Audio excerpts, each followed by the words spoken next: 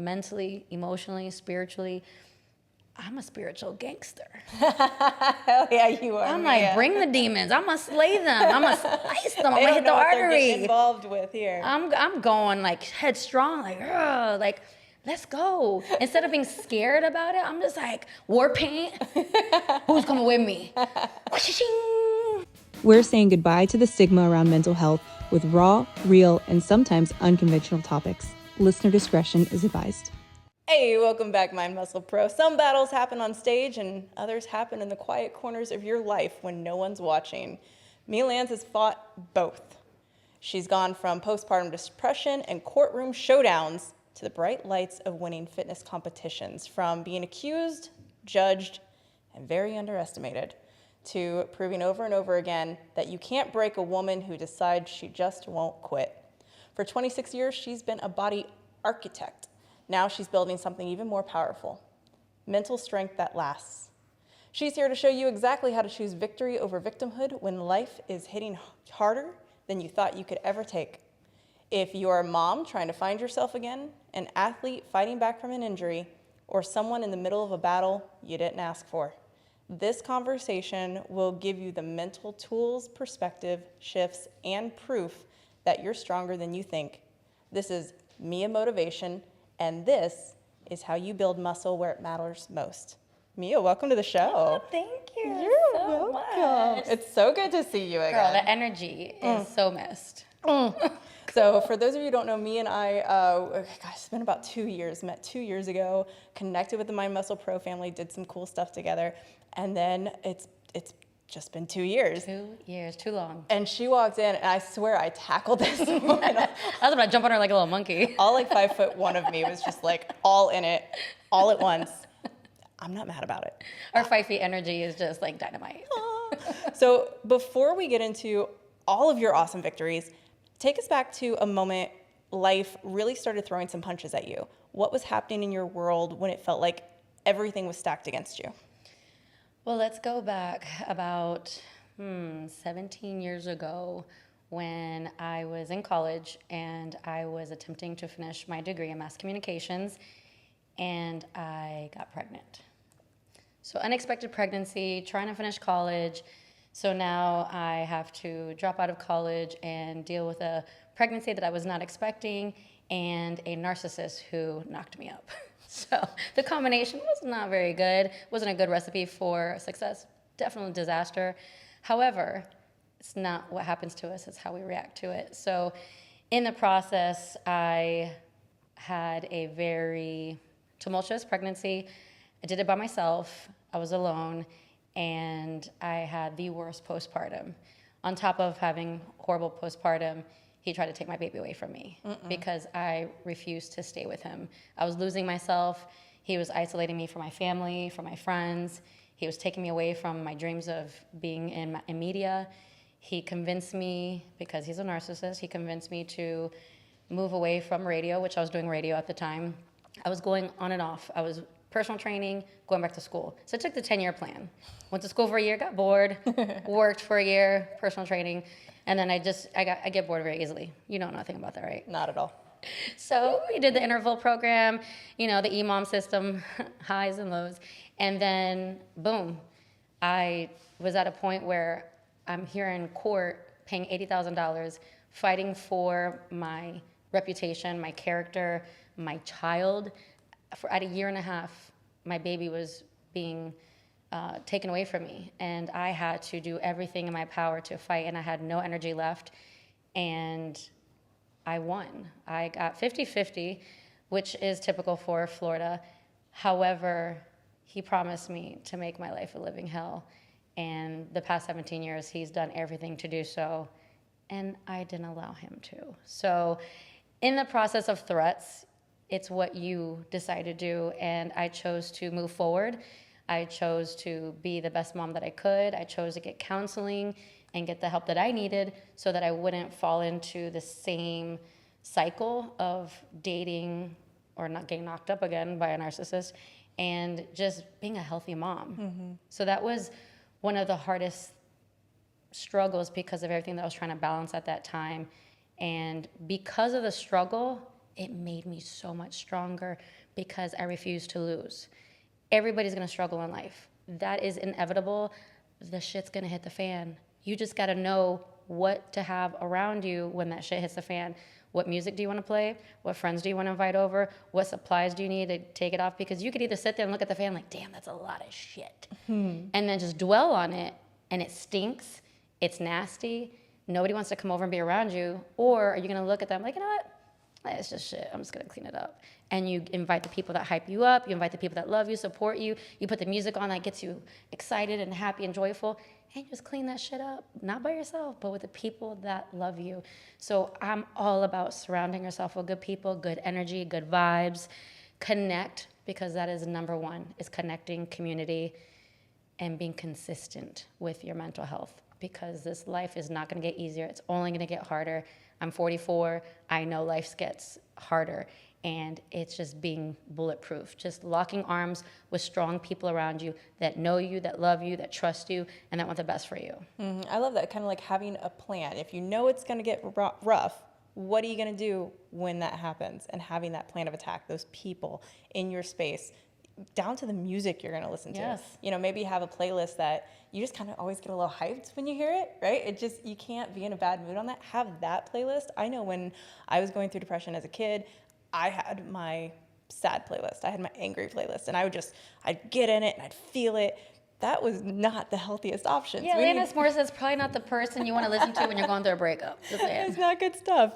So, you know, you've talked before about being pushed to the edge, even with what you were just saying now with court battles, accusations, old wounds being reopened.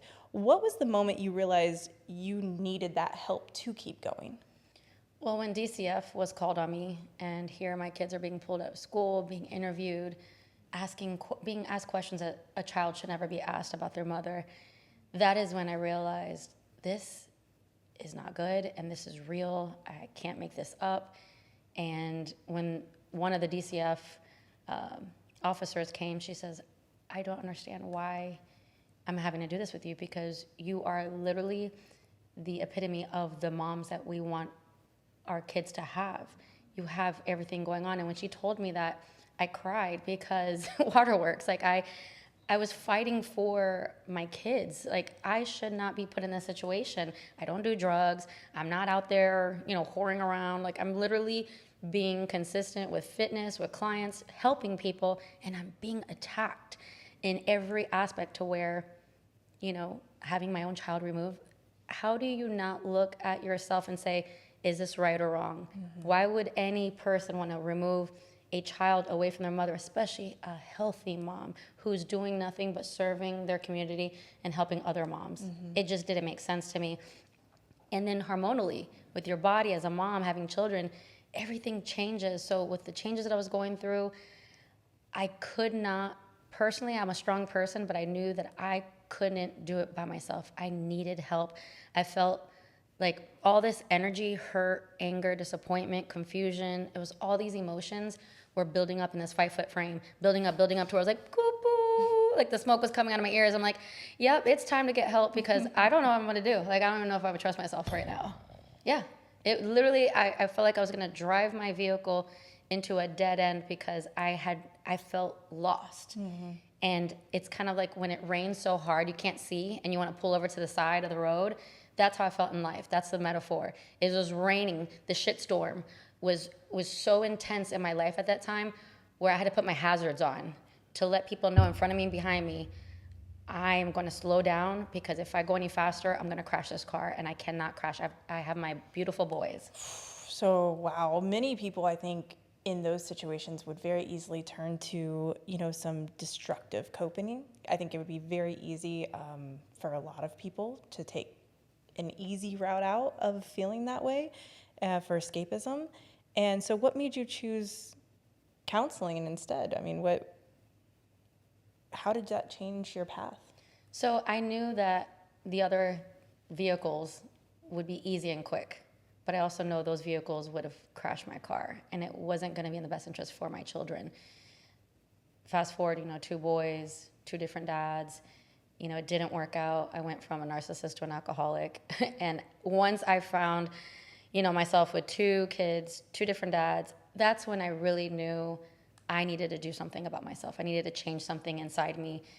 And when I got psychologically evaluated, the only thing negative that they told me, because I'm like, is there something wrong with me? Because if there is, please tell me, and what medicines do I need to take? Because I don't want to continue down this path. I don't want to be destructive, and I don't want to hurt my kids in the process. And out of the whole psychological evaluation, the one thing that the psychologist told me is you need to respect yourself more. Respect myself more. How'd that hit, Mia? I mean, I was baffled because I'm like, well, good, because in court, that's all is going to say against me, even better. I'm not crazy. So all these accusations of me being crazy and unfit, I need to respect myself more, so I should have not allowed myself to date those guys. Hello. Just need to respect myself more. So in the process of getting help and getting counseling, I've learned you have to set boundaries. Boundaries are key to protecting yourself and protecting your children if you're a mom. So I wasn't placing those healthy boundaries. I wasn't placing boundaries at all. I was like, oh, the wind's taking me here, I'll go here. I was like a sailboat with like no anchor. I was just going anywhere the wind would take me. And that's when I was realizing this is very dangerous and this is not stable. And I need stability in my life. So I really feel that God allowed me to have 2 boys, 2 different dads, because at that time in my life, I needed anchoring. And Victor's on my right, Samuel's on my left, and they're my anchors to keep my boat stable so that I can go in the direction that I needed to go to serve my purpose in this life, because we all have a purpose in this life. And I truly believe that the pain that we endure in this lifetime is to be powerful, to help other people get through that pain. And so if you're going through pain, embrace the pain, just like these tattoos. I embraced the pain because I knew something beautiful was going to come from it. There you go. That's all it is. It's just if you prepare for the pain, if you embrace for the pain, say, you know what? In this life, I'm going to go through some shit, and it's going to hurt, and it's going to be unexpected.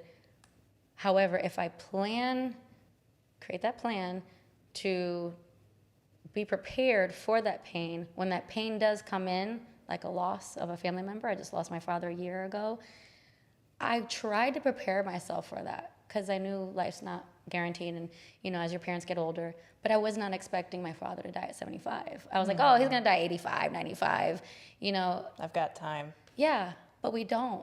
Yeah. Our time is now. And if you don't think that way, you're going to lose out. It's going to be even more painful. So when I lost my father a year ago, that was literally the greatest loss that I encountered. And no matter all the experience in the 43 years at the time that I had, it did not prepare me for that loss. So through that loss, I went to counseling again because I knew what it did for me so long ago. And I knew that losing my anchor, my provider, my confidant, my best friend, my father figure, because again, I don't have a husband. I've been a single mom this whole time. My father was that constant male figure that showed me where to put my bar and set it high, not to settle anymore, because obviously I saw what happened when I settled. So I was like, no, 12 years of being single, my bar kept getting higher. Nope, not putting up with that. Nope, not tolerating that. And losing that humbled me. It broke me to no end. Like, it broke me to the deepest break I could even explain. And I literally, so 3 months after my father passed away, I signed up for a real estate school because I needed a challenge. I needed something new that was going to help me direct my focus and my energy, not on the loss, but on a gain. And so my father was an architect, and I watched him design and build houses. And here, I design and build bodies. So that's where I created my title as a body architect, because I wanted to honor my father as an architect that he was. And I'm a body architect, and I help people build from their mind, emotion, spirit, and body. So that's, all layers to build a strong foundation. And so when you go through your pain and your loss, find something that you've always wanted to do, or something new, something that's going to take your focus and energy off of the hurt and the pain, and honor yourself and the people that you love and the people that you've lost that's causing the pain, to honor them. And so I went ahead and took the real estate school. Have I passed the exam? No, but I'm not done. I have up until November, and so I'm planning on taking it at least I'm going to take as many times before November until I pass it, because I'm a determined mama, and I want to honor my father. So I would highly recommend is just shifting your focus and energy on something new and challenging. And healthy. Yes. And healthy, right? Something that propels you forward, that gets your sailboat further in the direction you want to go, right? That stretches you, that grows you. Mm-hmm. Yeah, it expands your mind a little bit, exercises that mind muscle that we love so much. Yes. So, 1 year after your second son was born, after Samuel was born, you stepped on stage. You won your first fitness competition, yes? Yes. What drove you to do that to begin with, and what did it teach you about mindset? So I've always dreamed about being a fitness competitor since I was a little girl. In high school, I actually convinced the Catholic diocese there to allow it Miss TC competition, because they had a Mr. TC. So the males had their little stage, and here I am as a freshman coming in. I'm like, well, why isn't there a female competition? So it took me 3 years to convince the diocese on my senior year to create a Miss TC competition, a female version. So since high school, I've always wanted to, but I didn't do that competition because my high school sweetheart at the time told me I couldn't give the relationship or the competition. I said, competition, duh. And then it was eating me up. And then he was just giving me a hard time about, how could you choose something so vain over our love? We've been together 3 years. After you just did the whole trailblazing to make it possible. Correct. So as a gullible, naive young girl that was 17 years old, I chose love over my goal of being a fitness competitor. I knew I would have been the first Miss TC. I gave up that opportunity for love. Am I with him now? No. So looking back, hindsight 20, go for what you want to do. Don't let anybody stop you. Mm-hmm. But even though that happened in high school, look what happened almost 20 years later. I stepped on stage after having my second son. So even though I didn't do it soon and early, as early as I wanted, it didn't leave my soul. It didn't leave my body. I still, in my mind, wanted to do that. But it took trauma. It took devastation. It took hurt and pain to push me to be on stage again. And what prompted me to do stage is my counselor, my therapist at the time, said, in order to help me get through this, she goes, what is the one thing that you've always wanted to do that you felt impossible? And I said, fitness competition, because I love food. I love eating. I love having fun and celebrating life and dancing. And when you do that, you want to carb up. You want to eat. And I didn't like being restricted with my food. Mm-hmm. So I said, I never thought I could step on stage because I'm Cuban. Food is always thrown in my face. If you say no to food from family, you're disrespectful. So I said that. She goes, then do just that. I love her. 7 months later, I stepped on stage and I won first place at a national qualifier. I got chills. 7 months? 7 months. I wanted to quit so many times in that 7 months. Why? But my coach did not let me because it was hard. I'm going through postpartum. I have 2 boys, 2 different dads. I'm living by myself. I'm a single mom. I'm trying to balance work, breastfeeding, raising kids, no daycare. When do I work out in the morning? Because, in the morning before work, I have to do my cardio. So I did my cardio in my little apartment, jump rope, high knees, did all the things that I could do to get my heart rate up. It was so hard. Chasing the dream isn't easy. I wasn't going to the gym, having a coach, a trainer. No, I was in my apartment, and then I was working out in the gym on my own. It was hard. I didn't have a team. And you won. And I won. And you won. And I won. Let's go there. Yeah. Bitch, yeah. Hello, and I won. it's possible. I love it. So impossible. I thought it was impossible. That turned around, and I saw I'm possible. I'm possible. I was like, so again, I put my mind to it, and I was determined, and I put a coach in my program and said, look, I know I don't have much money because all this stuff I was going through. I said, but as a friend, can you keep me accountable? I paid him $100 every week. And that was hard for me at the time because I was struggling as a single mom. So I gave him $100 every week, and he kept me accountable. When I wanted to just eat dessert and ice cream, and I was craving it because of all the stress, I was so used to emotionally eating.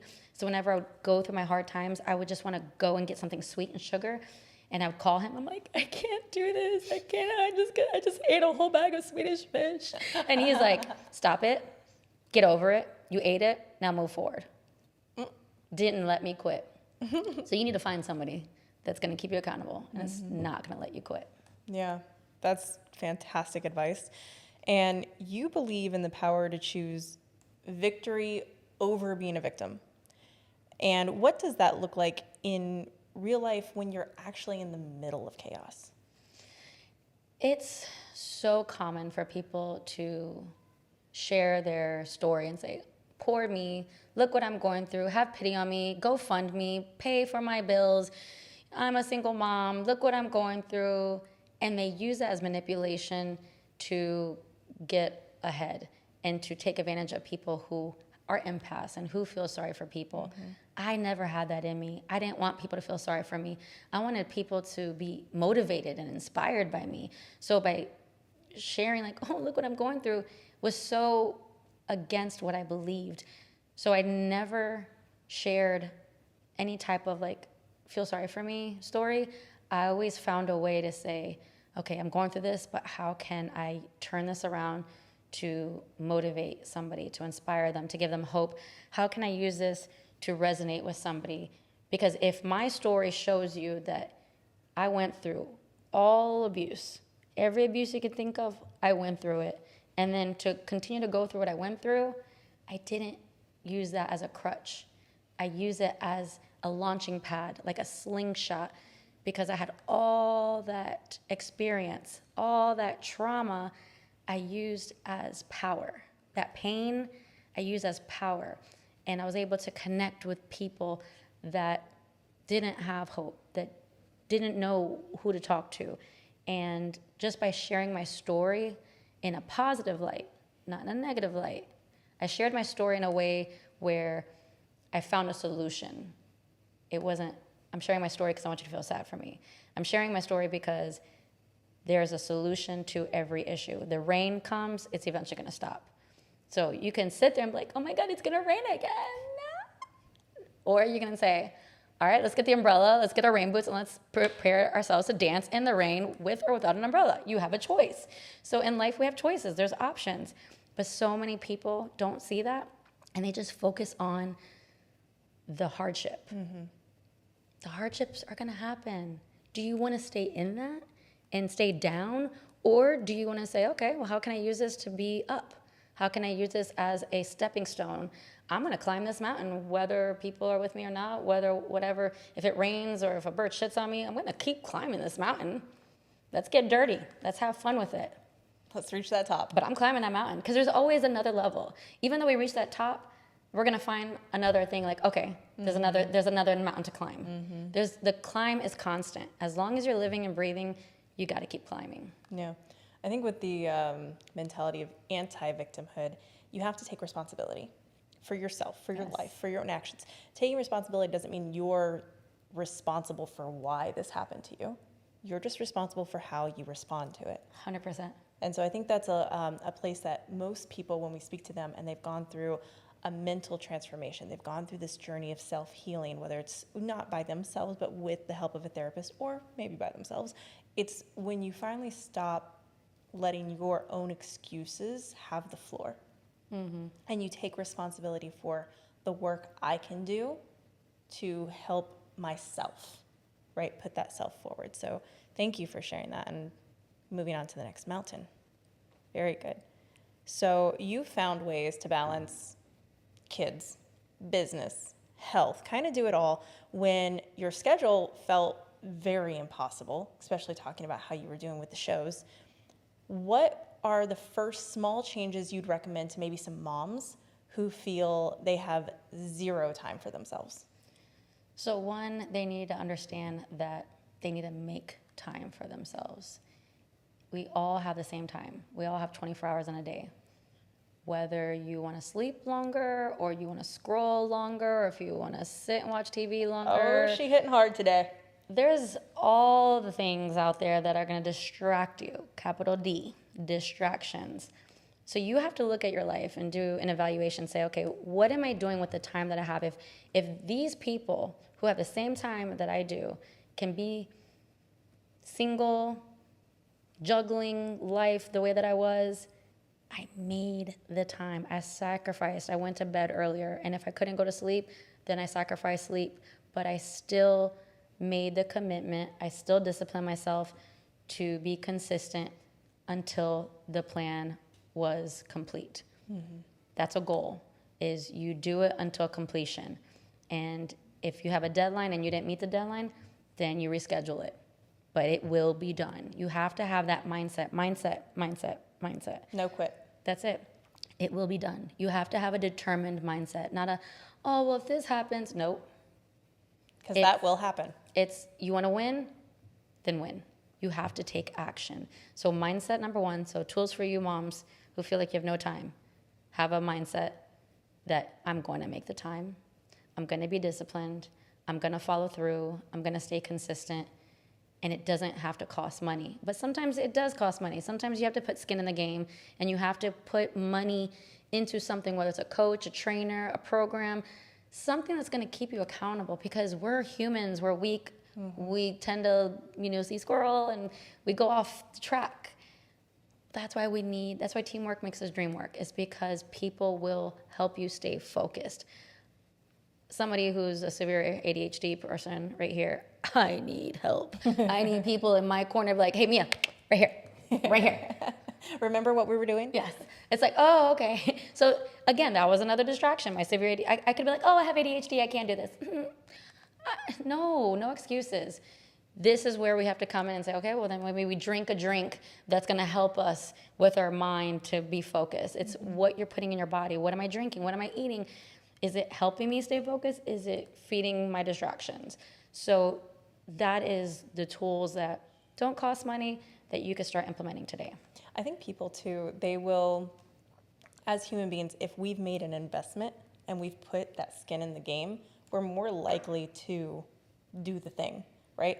I've already paid this much money, I need to go. Yes. I need to go to that personal training session because I've already paid for it. If I don't go, that's money down the drain. So sometimes even when you want to do something like that from the investment standpoint, there's a commitment thing there, I think. You feel that pain. Yeah. So when you put money into something, it's like, oh, that's money I could be buying something different that Heels. would, that's gonna like make me feel good, or like it's temporary, or like it's clothes, or it's something for the house. Mm-hmm. But I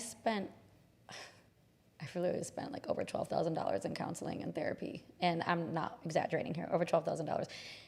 Was it worth it? Hell yeah, 100%, because my quality of life is priceless. Mm-hmm. My quality of life, you can't put a dollar sign to it. So did I have the money? Nope. Did I put on a credit card? Yup. Did I pay interest fees? Yup. But you know what? At the end of the day, I'm here I am, and I'm better, I'm badder, mm-hmm. I'm built for more challenges. I'm like, bring it. Now I'm like, bring it, because all that I went through prepared me for more challenges, and more battles are gonna come our way. And now it's like, now I'm older, my muscles harder, it's more defined, it has memory. And I'm not talking physically, I'm talking mentally, emotionally, spiritually. I'm a spiritual gangster. Hell yeah, you are. I'm like, bring the demons. I'm gonna slay them. I'm gonna slice them. I'm gonna hit the artery. They're getting involved with here. I'm going like headstrong, like let's go. Instead of being scared about it, I'm just like, war paint. Who's coming with me? Wakanda forever. I'm here for you. Yes, ma'am. All day. I want to get my warrior. I want to get all my Wonder Women out, like Amazon women. Like, yes. Let's go. Like, I love that you and I are like right at 5 foot. We're like, yes. Amazon women. We are Amazon. Our spirits are like, ooh, giants. We're very tall for our height, though. So I mean, our attitudes are way taller. Huge. So tell me a little bit, because I just found out that you do this, and I didn't know, even as your friend, so I feel terrible, but now I want to be your biggest spokesperson. Tell me about the virtual classes that you're doing now, and why you designed them to be, one, super simple and accessible. I literally just started it August 1st. Oh, thank God. So you're not a bad friend, because I literally just started this. I got out of my comfort zone, because that's where you grow, is when you get out of your comfort zone. And I'm not techie at all. I've always wanted to be that like Jillian Michaels of now and reach as many women in the world. And it's ironic that I met her like 2 weeks ago. out of nowhere, I just bumped into her and I looked at her like, hey girl, and I gave her a hug and I was like, oh my gosh, you've been a hero of mine for the longest time. She's like, I can tell, And it was such a compliment when Jillian Michaels looked me up and down. I was like, yeah, I can tell. And I was like, I was flattered. And it's just one of those like moments where God has you and you're not searching and seeking and chasing any limelight or anybody. You're just in the right place at the right time.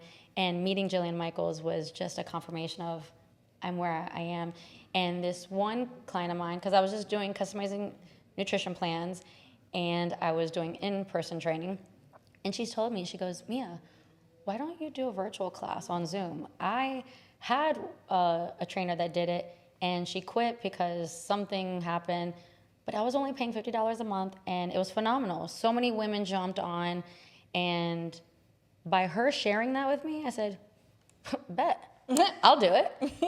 Not knowing how it was going to work out. I'm still trying to figure out how do I put the music in the Zoom so everybody could hear, because the last class I did, I thought they heard the music, but they didn't. So now I got to figure out for tomorrow, how do I share music on my Zoom? So maybe we'll talk about that. No, please do, because I want to do that in my team meetings. I want to bring on music, but if I play it, then it's going to sound weird. So no, we'll talk about that. So I did buy the little microphone, the little Rode, whatever, that all the girls can hear me when I step away and show them the workouts. But it's all body weighted exercises. Literally, I make no excuse for women. $50 for a month is like nothing, nothing. Especially for somebody like me that's 26 years of experience. I have a lot to offer, and it's beyond the body. It's soul deep. You're getting mental, emotional, spiritual motivation, as well as getting your body to the next level. And so I've given myself a platform on Zoom to reach any woman that is willing to fill out my questionnaire, pay the $50, and show up. That is it. And you don't need anything but your body and a mat or carpet, and just say, I'm here to move my body. And you get Mia motivation right in your living room. You could be in your PJs. You could be wherever you are, and you get my voice, my energy, my experience, and I'm called to this. Like, God has called me to do this, and I've tried running away from it. I've tried doing other things, but God's like, nope, this is what I called you to do. This is your purpose in life, is to elevate women, to help women heal, to show them that they are powerful and they can be all the things that they want to be, and that they're not restricted and limited to just being this. They could be this, and that. And all that. All that and a bag of chips. And all that. So for women who are ready to start, how can they connect with you and get involved in your class? So my website has a questionnaire that you can fill out, miamotivation.com, MIAMOTIVATION, right here. I don't know if you can see that. And you just fill out the questionnaire. It says, count me in. That's a little thing. It says, count me in. You fill out the questionnaire. I then contact you. I'll schedule a 15-minute consult. It could take up to 30 minutes depending on how much you want to vent or talk, but it's no longer than 30 minutes. And then, boom, if you want to start the virtual class, you can start the very next one after we have the conversation. And it's simple as that. Make it very convenient, no excuses.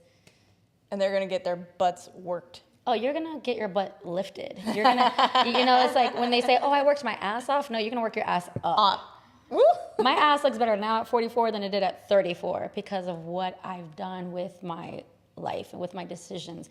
I didn't say, oh, I'm getting older, so this is how I'm going to age. It's just gravity's going to take effect. I'm just going to lose my ass. Hell no. I'm not losing my ass. No. I'm going to be that 90-year-old that's going to be like, all right, ladies, let's twerk. Let's pop, get drop, down. lock. Let's, pop, lock, and drop it. Let's rub the ground. Like, I am literally going to be that old lady that's just like, y'all are not too old to work out. Y'all can get up. Let's go. So it is simple. Like, keep it simple. That KISS method, keep it sweet and simple. I don't like the stupid part of it. I always say keep it simple, Stanley. I've never heard keep it sweet and simple. I'm stealing. There you go. Because I don't say stupid either. I ain't about that energy. No, I ain't about that energy. That's low vibration. We're about high vibration. So keep it sweet and simple. Because, who doesn't like sweets? Hello, yes. Love them. So perfect. We will drop Mia's website link in the comments so you guys can find that really easy. Sign up for her class, sign up for her questionnaire. And then for anyone listening right now, whether you're in the middle of your own fight or you're trying to rebuild your confidence, or maybe you're just looking for the first step towards taking your own power back, go to Mia's site, fill out her questionnaire, and get that initial consultation. See if this is going to be a great fit for you or not. But you don't have to do this one alone. And you don't have to wait until life gets easier. You can start now. You can start with somebody who's been there, who knows how to fight in the chaos, who knows how to go through the storm and have that good attitude. And that's the kind of person that you can bring into your world. So, Mia, thank you for reminding us that victory is a choice. Yes. And that choosing to fight for yourself is the ultimate win. And then for all of those listening out there, keep exercising that mind muscle.